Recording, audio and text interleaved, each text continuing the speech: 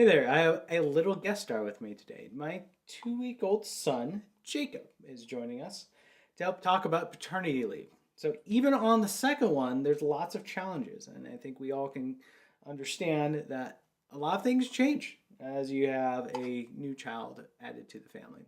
In particular, I wanted to talk about the family, the workplace, and even yourself.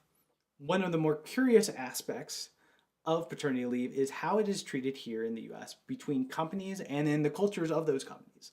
For example, my wife, who's a doctor, is afforded up to 3 months of paternity leave. Unfortunately, she is only going to be able to take 8 weeks, partially because it is unpaid and also because there's a need to get back to her work and back to helping out her hospital. At the same time, there are some of the colleagues that she's talked to in the past who have taken, some mothers who have taken 3 weeks off, 4 weeks off, which is very low. Meanwhile, my company affords me 8 weeks of paid leave. And as a father, I definitely intend to take all of that. With this discrepancy, you have kind of these pressures of how often you should take it, whether you should even take it, or how quickly you should get back to work. So I'm very fortunate in that my work's culture actively encourages me to go out there and take my 8 weeks of leave and use that for the three different things I'm going to talk about, which is family, work, and for myself. So the most obvious one is to take care of the little guy that has come and making sure that he is getting sleep, he's going to all of his medical appointments, that he's gaining weight, and all those different things. Even a healthy baby like this, we have a little bit of concerns about this and that, and we have to take him in quite regularly for whether it's this new goop in his eye or because he was just a heavy little guy. Also, all the family come to visit, so you have that added hassle into it. So that really helps out with all those fronts for me to be around for that.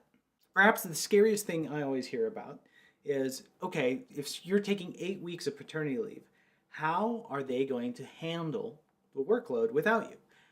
Are they going to have a job for you when you get back? Are you hurting all of your coworkers as they have to pull in double time? I think there are some good thoughts to that, but I think all of them are very easily addressable. One of the biggest things is it's actually scary for me to take this much time off. I have business as usual and projects that I am expecting to get done and to kind of uh, flow out. It is much easier for me to take care of them when I'm there, right? And it's difficult for me to set up a time and set up clear and concise instructions of how something's going to happen over these 8 weeks that might affect a project that's going on for the whole year, that is going on for 2 or 3 years, even after we have this 8 weeks of paternity leave. So it causes a lot of stress, and it does encourage you to really think about how to manage a project effectively, especially if you're not there. It's also just as good to realize that, hey, you just are hit by a bus the next day. And you would, even after 8 weeks, you wouldn't be back. So I think it provides this good incentive to really think through effective handling of projects and how succession planning for that. So for my succession planning, found a very capable individual to be able to take care of these different aspects of my responsibilities. And then I have a fairly direct line for them in case something bad happens. The other important reason to take all 8 weeks is it's important to establish that is a cultural norm for people to do this. For myself, it might have been okay for me not to take all 8 weeks. I don't necessarily need all that. But there might be people who actually do need that. Perhaps some of your female coworkers or some people who need that additional time because of their family situations or because their child has additional complications. If you do not establish this norm, it becomes acceptable to say, oh yeah, you're entitled to that, but you don't normally take that. And you could have people actually be punished for that. On the other hand, you might have a culture that does not appreciate paternity leave and some of the benefits of having it. And so taking all that time or taking the most you can possibly take helps push that cultural norm so that you don't have to be worrying about paperwork or appointments and things along those lines at work and worrying about your family when you are at work. Again, this helps push the cultural norm to something that is widely regarded as very beneficial for the workplace and being able to allow everyone to get the additional time that they need to take care of their family so that they can be the best worker they can be when they're actually at work.